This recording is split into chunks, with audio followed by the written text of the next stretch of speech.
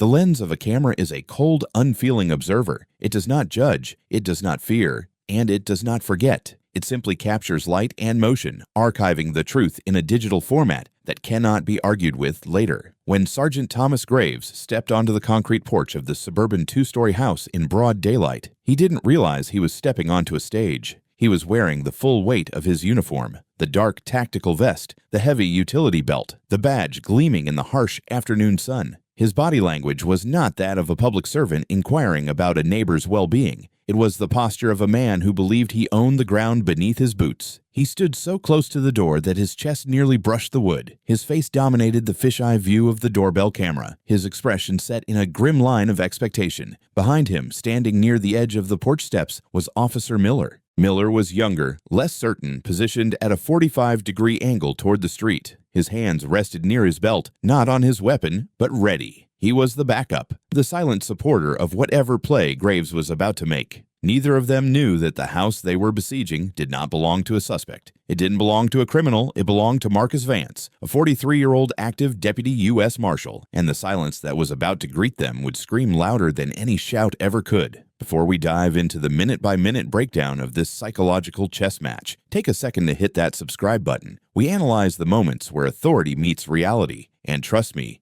you won't want to miss the breakdown of what happens when the camera stops rolling in our next story. Inside the cool, air-conditioned interior of the home, Marcus was standing in his hallway. The house was quiet. His family was upstairs, unaware of the tension gathering on their doorstep. Marcus held a tablet in his hand, the screen glowing with the live feed from the front door. He wasn't rushing. He wasn't scrambling to hide anything. He wasn't confused. Most people, when they see police at their door, feel a spike of adrenaline. It is a natural biological reaction to authority. The heart rate climbs. The mind races through a catalog of recent actions. Did I run a red light? Is something wrong with the neighbors? It is a mechanism of compliance, a fear response that bad officers rely on to gain entry where they have no legal right to be. But Marcus Vance had spent 2 decades in federal law enforcement. He knew the difference between a knock for help and a knock for leverage. He looked at the screen and saw Sergeant Graves, a man planted like a statue, assuming that the sheer pressure of his presence would turn the doorknob from the inside. Marcus saw the positioning, he saw the arrogance, and he made a choice that most citizens are too afraid to make. He chose to do absolutely nothing. He didn't walk to the door. He didn't yell, "Who is it?" He didn't engage. He stayed in the shadows of his own home, watching the digital feed, letting the silence act as a mirror for the men outside. On the porch, the seconds began to tick away. Graves remained centered, his shoulders squared to the wood grain of the door. He was projecting what is known in the academy as command presence. It is a tool designed to suppress resistance before it begins. The theory is that if you look immovable, the subject will become pliable. But command presence requires a subject. Without someone to receive the signal, it is just a man standing alone on a porch, looking increasingly absurd as time passes. Graves didn't knock again immediately. He waited. This was a calculated tactic. The police knock is usually authoritative, 3 distinct hard raps. Graves had done that. Now he was letting the silence do the heavy lifting. He wanted the person inside to feel trapped. He wanted them to feel the weight of the law waiting on the other side of the barrier. Officer Miller shifted his weight from his left foot to his right. He glanced at the back of Graves' head, then out toward the quiet suburban street. The neighborhood was still. A lawnmower hummed a few blocks away, a steady drone that underscored the lack of action here. Miller was the first to feel the friction of the moment. A routine welfare check or a standard inquiry usually has a rhythm. Knock, wait, knock, call out, leave. This had no rhythms. This was a siege. Inside, Marcus watched Miller's eyes darting. He recognized the look. It was the look of a junior officer realizing that his superior might be off script, but being too low on the totem pole to say anything about it. Marcus knew that dynamic intimately. He had seen it in task forces, in raids, in courtrooms. It was the silence of complicity. Miller wasn't the aggressor, but by standing there, by anchoring the space, he was validating Graves' intimidation. Graves leaned in closer to the camera. He knew it was there. He looked directly into the lens, his eyes narrowing slightly. He wasn't just waiting, he was performing. He wanted the recording to show his patience, but what it was actually recording was his obsession. He adjusted his stance, widening his feet, crossing his arms over his chest. It was a subtle escalation. By crossing his arms, he was signaling that he wasn't going anywhere. He was planting a flag, Marcus, watching from the tablet, felt a cold professional detachment settle over him. If he opened that door, he would be handing Graves the control he so desperately wanted. Opening the door, even just a crack, creates an opening for conversation, and conversation is the gateway to coercion. Just a few questions turns into, "Mind if we step inside?" which turns into a search. Marcus knew the Fourth Amendment wasn't just a piece of paper, it was a physical wall, and right now, that wall was the oak door separating him from Sergeant Graves. Why do you think officers hate door cameras so much? It's because it removes the he said, she said element of the encounter. Let me know in the comments if you have a camera setup and if it's ever changed how people act at your door. The standoff entered its second minute. In the world of door knocks, 2 minutes is an eternity. Graves finally moved. He didn't leave. He didn't turn around. He reached out and adjusted his tactical vest, pulling it down sharply, a nervous tick masquerading as readiness. Then he looked at Miller. "Quiet," Graves muttered, barely audible on the recording. Miller nodded, saying nothing. The lack of movement from inside the house was starting to rot the situation from the inside out. If the house was empty, a normal officer would have left a card and walked away. If the house was occupied, the lack of response was a clear refusal to engage. By staying, Graves was now moving into a gray area of legality. He wasn't investigating a crime in progress. He wasn't executing a warrant. He was fishing. And the pond was perfectly still. Marcus watched Graves' reflection in the lens. The sergeant was starting to look less like a guardian of the peace and more like a predator who had lost the scent. The confidence that Graves had worn like armor was beginning to crack. It wasn't shattering, not yet, but it was becoming brittle. You could see it in the small movements, a shifting of the hips, a glance at the watch, a look down the street to see if any neighbors were watching. That glance was crucial. Marcus caught it. When an officer starts worrying about the audience, it means they know, on some level, that their performance isn't holding up. If Graves had a legitimate reason to be there, a warrant, a distress call, he wouldn't care who was watching. He would be focused entirely on the mission. The fact that he was checking his 6 o'clock meant he was conscious of the optics. He was conscious that he was loitering. Miller, the backup, took a step back. It was a small step, maybe 6 inches, but physically it was a mile. He was subtly distancing himself from the door. He was distancing himself from Graves. He checked his radio, then let his hand drop. He wanted to be anywhere else. Inside the hallway, Marcus didn't smile. This wasn't funny. It was dangerous. A frustrated officer is an unpredictable officer. If Graves felt humiliated, he might escalate just to regain a sense of power. He might start pounding on the door. He might claim he heard a scream. He might try to kick it in. Marcus had seen it happen to citizens who didn't know their rights, who didn't have the badge to protect them. But Marcus wasn't afraid. He was calculating. He knew that every second Graves stood there, he was digging a deeper hole for his career. The camera was capturing the lack of cause. It was capturing the harassment. Graves turned back to the door, his face darkening. He raised his hand, forming a fist to knock again, but he hesitated. His hand hovered in the air, inches from the wood. It was a moment of pure indecision, frozen in high definition. If he knocked again, he was admitting that the first attempt failed. If he didn't knock, he was just standing there. He lowered his hand. He didn't knock. Instead, he leaned in until his face filled the entire frame, his breath fogging the bottom edge of the lens for a split second. It was an act of intimidation, pure and simple. "I see you," the gesture said. "I know you're in there." Marcus spoke for the first time, but not to the officers. He spoke to the empty hallway, his voice low and steady. "Not today." He tapped the screen of his tablet, minimizing the camera feed and opening his contacts. He didn't dial 911.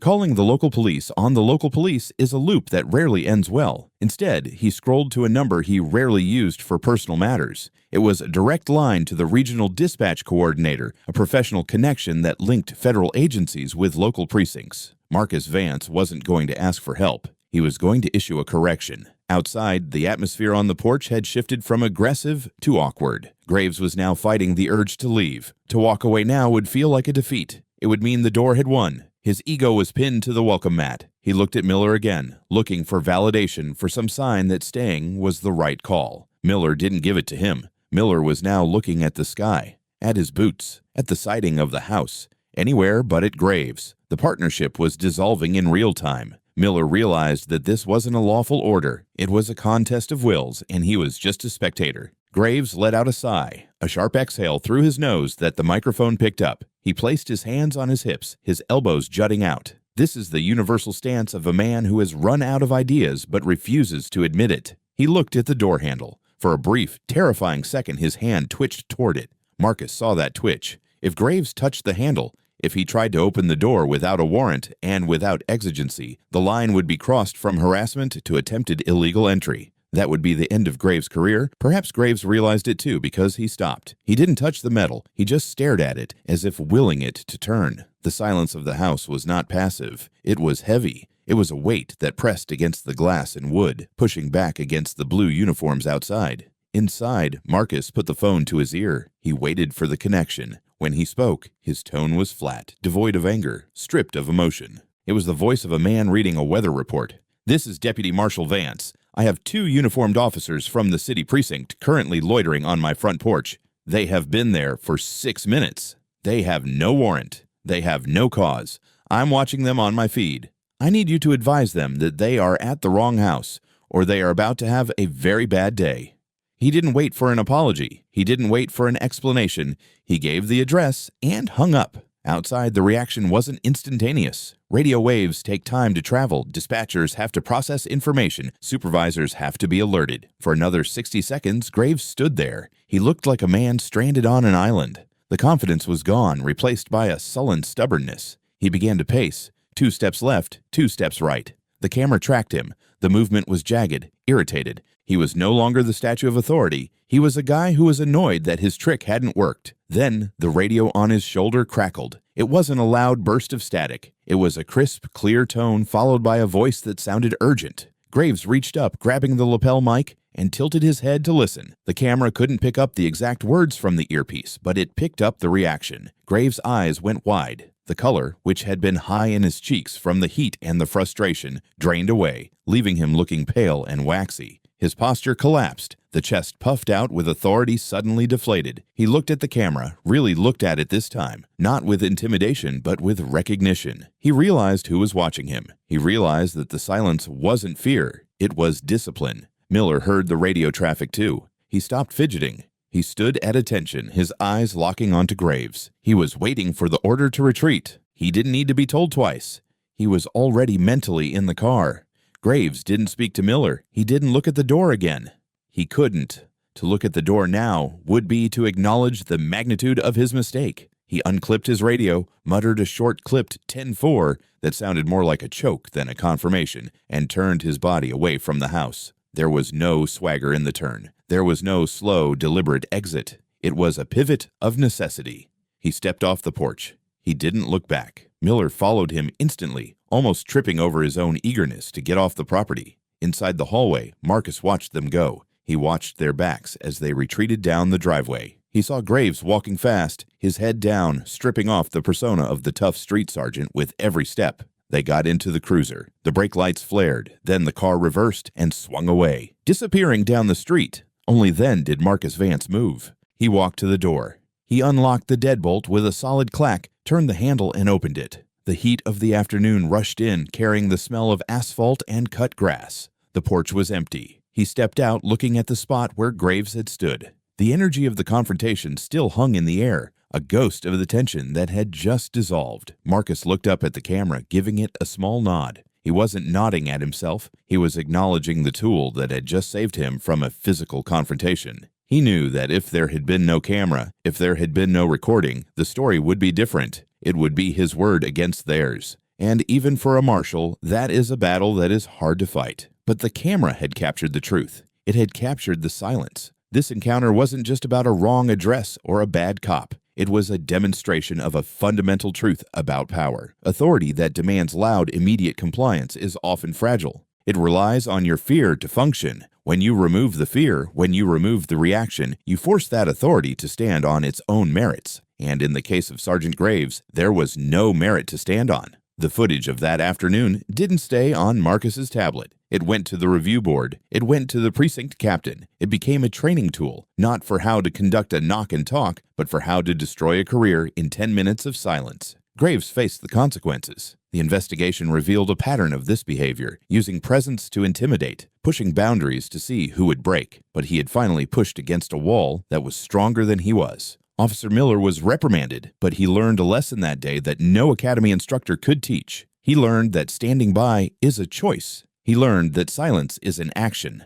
As for Marcus Vance, he went back to his family. He went back to his dinner. He didn't celebrate. He didn't boast. He had protected his home without raising a fist or raising his voice. He had let the truth do the work. We live in a world where everything is recorded, but not everything is seen. We see the viral videos of shouting matches and brawls. But sometimes, the most powerful moments are the quiet ones. The moments where someone holds their ground by simply refusing to play the game. What would you have done?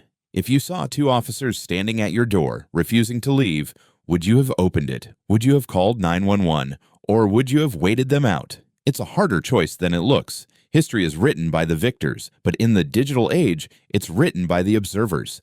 The camera on that porch was the only witness that mattered. It stripped away the badge and the uniform and left two men standing in the sun, waiting for a permission that never came. If you enjoyed this deep dive into the psychology of a standoff, make sure you're subscribed. Next time, we're going to look at a case where the homeowner opened the door and why that decision changed the laws in an entire state. You won't want to miss it. Until then, remember, silence isn't always empty. Sometimes it's the loudest thing in the room.